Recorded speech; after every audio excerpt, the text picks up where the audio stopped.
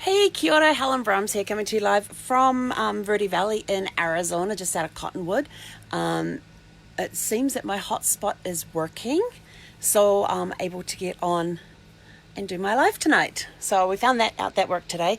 What's today been like? Well, today was kind of a substitute R&R day, since my normal R&R day being on Sunday didn't quite go as planned, because I ended up doing laundry and prepping for travel day and all that sort of stuff.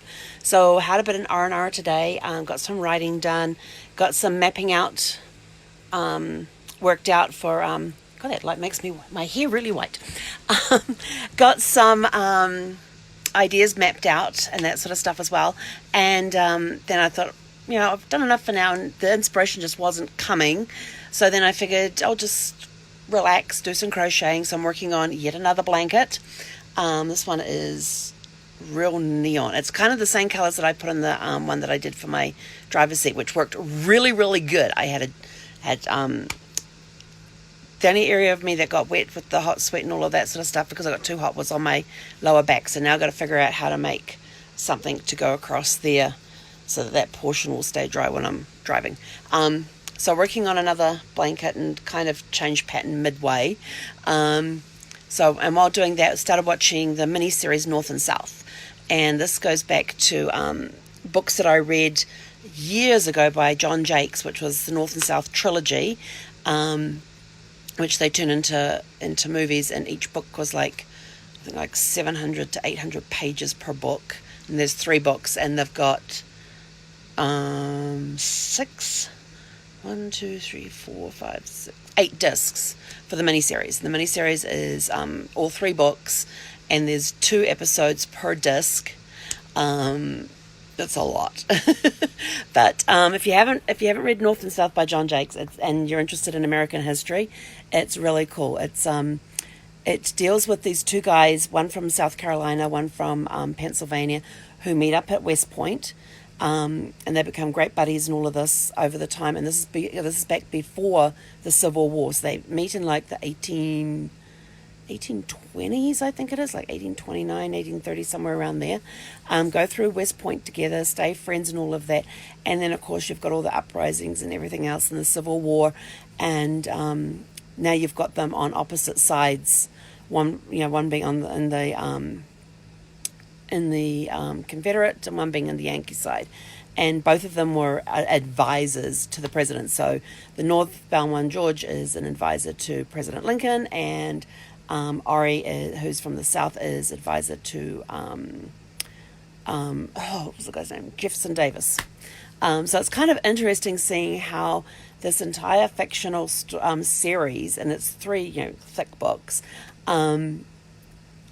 is all wrapped in and around the all these moments in history. Like you see the thing that happened at Harper's Ferry with John Brown.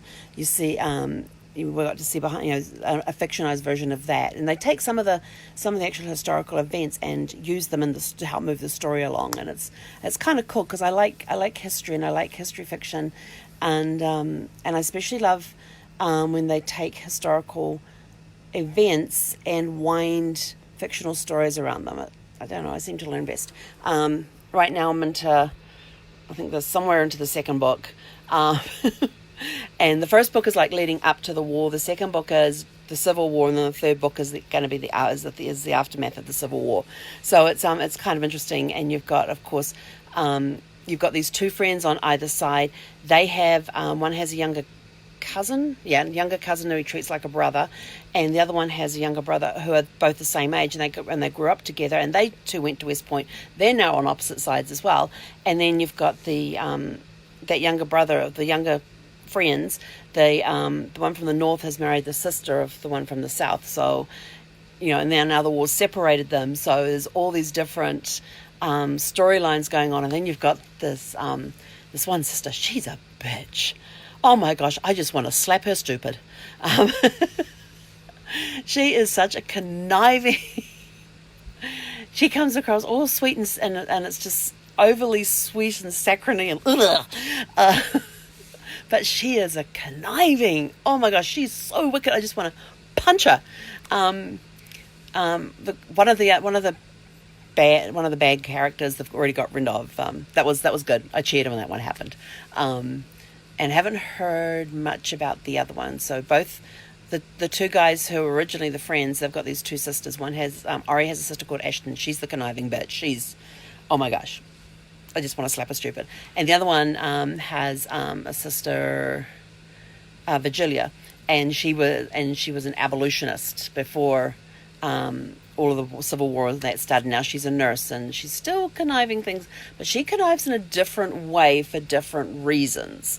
So they've both got these sort of like black sheep of the family and that sort of stuff. So it's good. You've got all these different stories that are interweaving into the historical events and all that. Like they've had the battle at Gettysburg, they've had the battle, of course the first one was Bull Run, they did the Harper's Ferry, they've done Bull Run, which is kind of interesting because I used to live just down the street from that, and never really took the time to go. I didn't get time to go over to the battlefields there and have a read of it and have a look around, so I kind of got the fictionized version of it, which was kind of interesting. So now it makes me want to go back to Virginia and check out somewhere that was like 5 minutes down the road from where I used to live. So that's now going into my little book. Remember, I have my composition books, and I've got each book has 100 pages in it, and there is 2 pages per state, plus the territories up in Canada as well. I've got them in there as well. So I actually have 2 books because 50 states, all of that sort of stuff, and the territories in Canada. I'm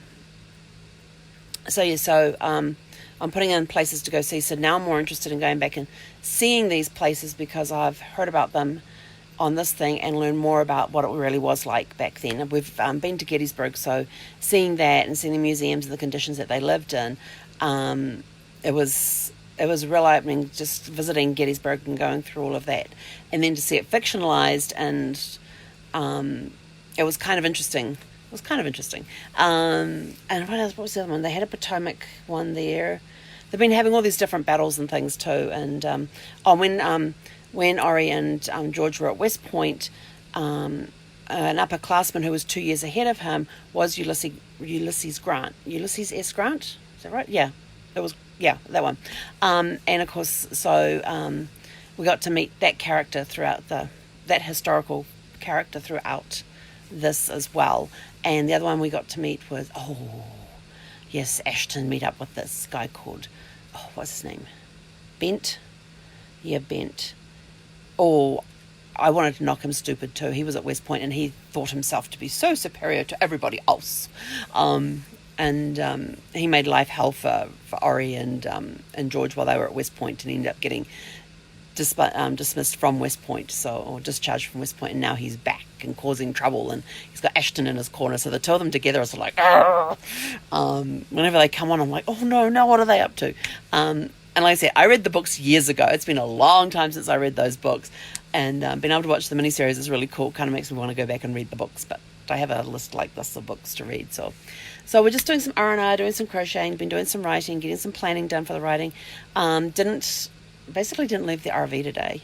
I had the windows open because it was really nice. It's only like low 80, high 70s, low 80s outside, which is beautiful weather. And I got up this morning and it was 53 degrees inside Sparkles. It was glorious. I was like, yes. And so the temperature is dropping at night, and I'm loving waking up in the morning I love waking up on cold mornings because it means that I've had a good night's sleep. I love the cold weather.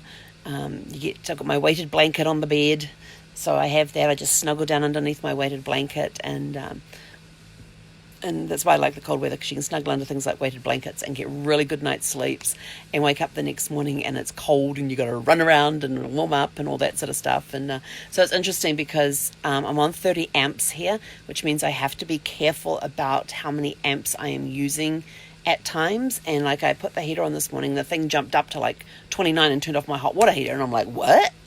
And it turned out that at the same time the heater was turned on, the refrigerator was doing its cool down cycle thing, so that was using up amperage as well. And I'm like, all I have on is I had one fan on, I didn't have any lights on, and I turned the fan off in the bedroom. That didn't make any difference, and then I turned the heater off and it dropped 12 amps. I'm like, whoa. So when it said 4, I went and put the heater back on for a few, and I only put the heater on for like about 10-15 minutes, and it's a really good little ceramic heater, and boy, it throws the heat out, but it only uses like about 12.5 amps, so that's when I've got it on full strength. But I didn't have it on full strength, I only had it on partial, so it dropped down to about 2 or 3 or something. I can't remember what it dropped down to, but so I have to be very careful about that.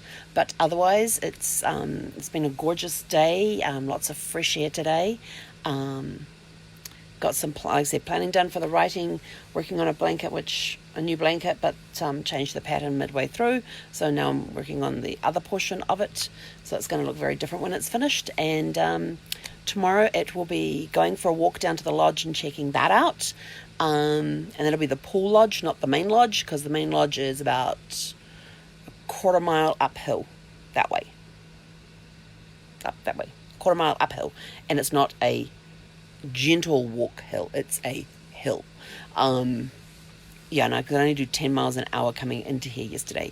And the whole drive from the gate all the way down to the campsite was the steep hill the whole way down. And you're only allowed to do 10 on this main road that goes down through the camp. When you're down between the campers and everything else, you're only allowed to do 5. And I'm just like, oh, jeepers. But I had just come off doing really steep hills. I did a 6% grade, doing between 30 and 40, using the engine brakes and everything yesterday, coming down yesterday. I was very proud of myself. I didn't pump the brake. I pumped the brakes at the beginning to get the speed down, because just as we went over the crest, they had just recently re-oiled the roads, and there was a bit of wind there as well, so the speed I was going at, which I thought would be good for going down the hill, then I come to that first corner and I'm starting to fishtail a little bit, and I'm like, yeah, no, we're slowing down. So it was like pump the brakes really hard to get it slowed down, engage the gears and all of that, and the tow haul and all that sort of stuff, and then just let the engine take over. And followed this truck that was doing about 30 miles all the way down the hill. We had hazard flashes going, it was cool. And they said it was 7 miles, and I had to get off at the 6th mile, after 6 miles. So, but it's a nice relaxing day. It was my makeup R&R day. I kind of like those every now and again. Just every now and again, not all the time, just every now and again. But tomorrow we'll get out, go do some more walking, get some more inspiration and stuff. And it was also my day off exercise as well. Which reminds me, I lost another inch off my waist this week. And I have now released almost 5 pounds over the last 2 weeks. So somebody out there who needed to put weight on has gained 5 pounds because I have released it for them. Or it got shared amongst people. I don't know. All I know is that I've released it, somebody else has gained it. So I was really happy with that. I'm shrinking, yay! So today was my off day and exercise. Tomorrow I'll be back to exercise again. Might even put some music on tomorrow, because I like writing to music, because then I can get up and dance and think through some things. But anyway, we'll let you know how that goes tomorrow. But the hotspot is working. It has 2 bars. My phone has 1 bar and my hotspot has 2 bars. 2.5 bars, sorry.